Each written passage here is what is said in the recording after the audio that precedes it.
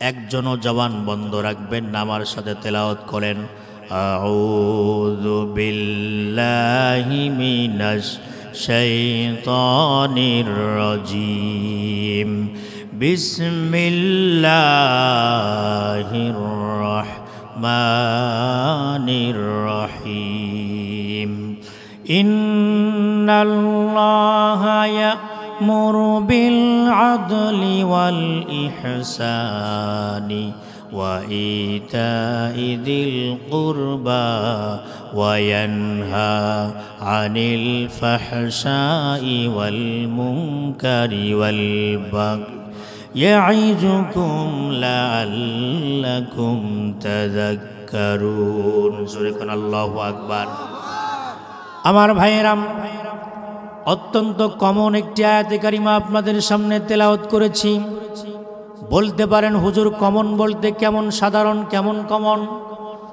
এই আয়াতে কারিমা প্রত্যেক জুমার দিন খতিব সাহেবরা দ্বিতীয় খুতবার শেষের দিকে একটি আয়াত তেলাওয়াত করে। এমনও মুসল্লি আছে 20 বছর 30 বছর ধরে নামাজ পড়তেছে, ওই খতিব সাহেবের খুতবা শোনার পর এই আয়াতটি মুখস্থ হয়েছে, আছে না নাই বলেন?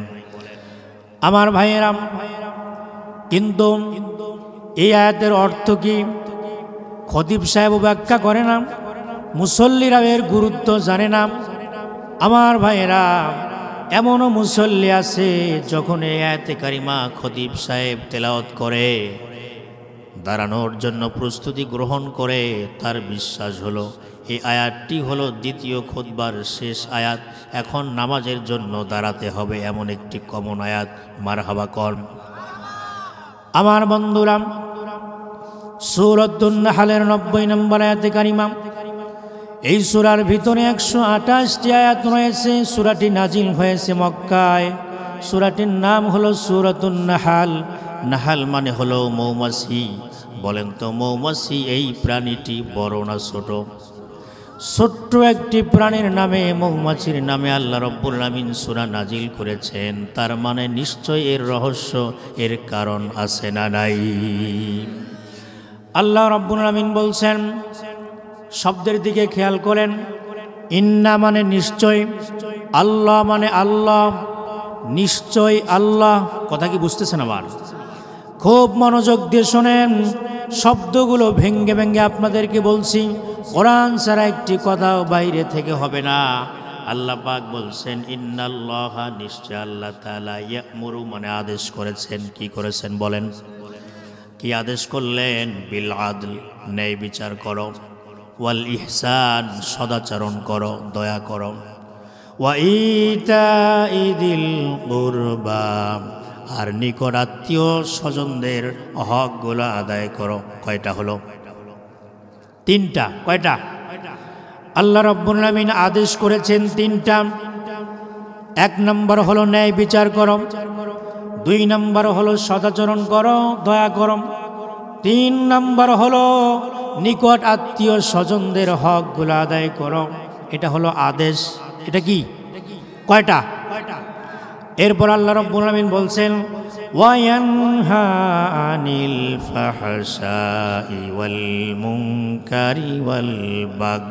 এরপরে আল্লাহ সুবহানাহু ওয়া তাআলা মাঝখানের ভিতরে সুন্দর করে বলেছেন, বান্দা এবার নিষেধ করলাম 3টা। জোরে বলেন কয়টা? নিষেধের 1 নম্বর নিষেধ হলো ফাহশা, অসৎ কাজ।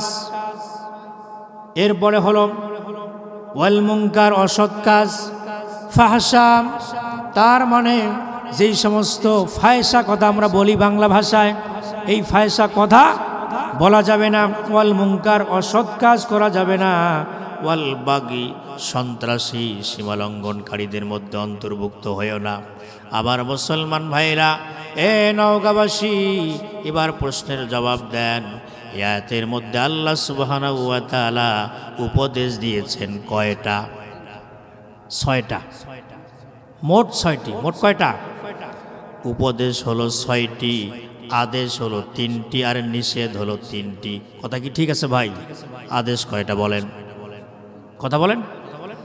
আদেশ হলো 3টা, নিষেধ হলো তিনটা, মোট হলো কয়টা? আল্লাহ সুবহানাহু ওয়া তাআলা বলছেন, বান্দারে আমি যেই 6টি উপদেশ দিলাম, এই 6টি উপদেশ যদি কোনো আল্লাহর বান্দা বান্দি মানতে পারে, ইয়াইজুকুম লাআল্লাকুম তাযাক্কারুন, এই উপদেশগুলো যদি মানতে পারো, দুনিয়ার বুকে এই 6টি উপদেশ, 3টা হলো আদেশ আর 3টা হলো নিষেধ, এই মোট 6টি উপদেশ মেনে কোনো আল্লাহর বান্দা বান্দি যদি কবরে যায়, আল্লাহ রাব্বুল আলামিন বলছেন ওই কবরটার ভিতরে আলোয় আলোকিত করে দিয়ে ধন্য করব। সুবহানাল্লাহ। কয়টা উপদেশ? 6টি, 3টা আদেশ আর 3টা নিষেধ। তার মানে 3টা হলো পজিটিভ আর 3টা নেগেটিভ। এই যে এখানে বাল্ব আছে না, নেগেটিভ পজিটিভ ছাড়া কিন্তু জ্বলবে না। এই জন্য 3টা যে আদেশ দিয়েছেন আল্লাহ পাক, এই 3টা ধরতে হবে, এটা করণীয়। আর যেই 3টা নিষেধ করেছেন এটা ছাড়তে হবে, এটা বর্জনীয়।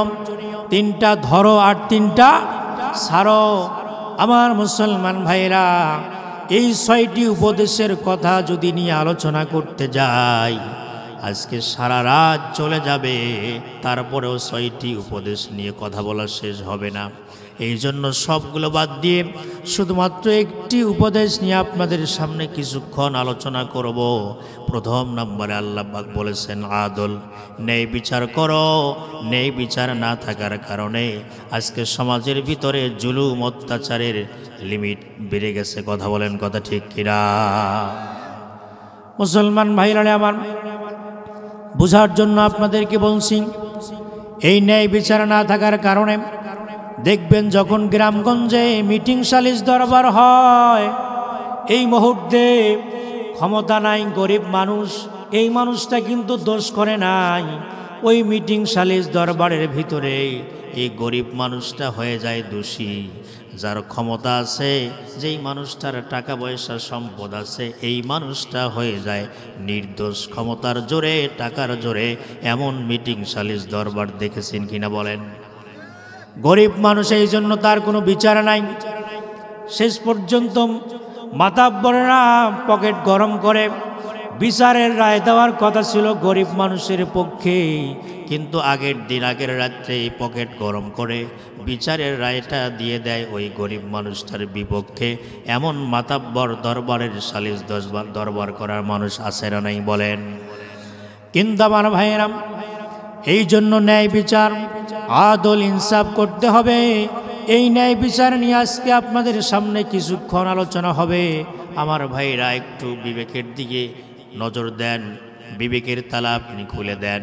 আমরা তো সেই নবীর উম্মত, যেই বিশ্বনবী মুহাম্মদুর রাসূলুল্লাহ সাল্লাল্লাহু আলাইহি ওয়াসাল্লাম ছোটবেলা থেকে মানুষের সাথে ইনসাফ করেছেন, আদল করেছেন। আল্লাহু আকবার বলেন। আমার ভাইরা, সিরাতে ইবনে হিশামের মধ্যে এসেছে, বিশ্বনবীজি যখন এই পৃথিবীতে আগমন করবেন, তিনি এই পৃথিবীতে আসার পূর্বেই তার বাবাকে হারিয়েছেন। আবার কিছুদিনের মাথায় তিনি মাকে হারালেন। ইতিম নবী দাদার কোলে লালিত পালিত হন। কিছুদিন পরে হযরতে হালিমাতুস সাদিয়ার কাছে যান। আমার ভাইরা, আমি শুধু বোঝাচ্ছি বিশ্বনবীজি ছোটবেলা থেকে কত সুন্দর ইনসাফ করেছেন।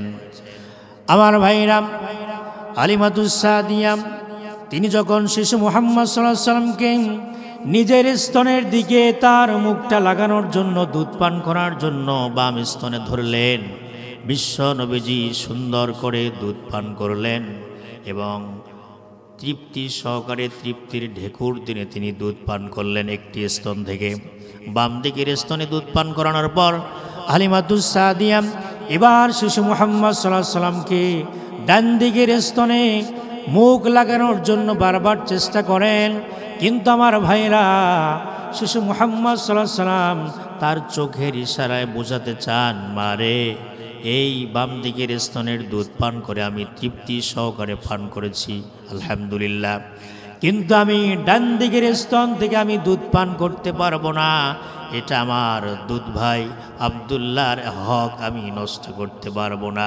এই জন্য একটি স্তন থেকে দুধ পান করার পর আমি আলহামদুলিল্লাহ আমি তৃপ্তি সহকারে পান করেছি, আরেকটি স্তন থেকে পান করবে আমার দুধ ভাই আব্দুল্লাহ। চিৎকার মেরে বলেন আল্লাহু আকবার। শিশু মুহাম্মদ সাল্লাল্লাহু আলাইহি ওয়াসাল্লাম তিনি তো কথা বলতে পারেন না, চোখের ভাষায় চোখের ইশারায় তিনি বোঝাতে চান আমি এই পৃথিবীতে মানুষের হক নষ্ট করার জন্য আসি নাই, মানুষদের উপর আমি জুলুম করার জন্য আসি নাই, মানুষকে মানুষের অধিকার ফিরিয়ে দেওয়ার জন্য এসেছি। আমার ভাইরা, এখান থেকে বোঝা যায় সেই নবীর উম্মত আমরা আজকে মানুষের জমির আল ঠেলি মানুষের অন্যায়ভাবে হত্যা করছি, মিথ্যা রায় দিচ্ছি, মিথ্যা সাক্ষী দিচ্ছি। নিজের দলের লোক হলে বিচার একরকম হয়, আর বিরোধী দলের লোক যদি দোষ করে সে বিচার কিন্তু আরেক রকম হয়। এমন বিচার সালিশ বাংলাদেশে আছে না?